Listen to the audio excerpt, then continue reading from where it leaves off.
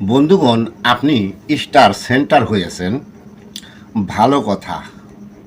টাকা দিয়ে স্টার কিনেছেন, ভালো কথা।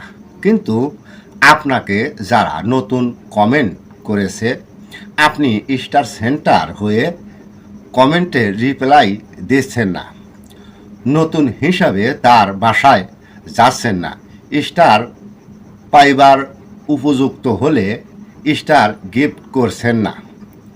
তার মানে আপনি ফেসবুকের তরিকার নিয়ম মানছেন না।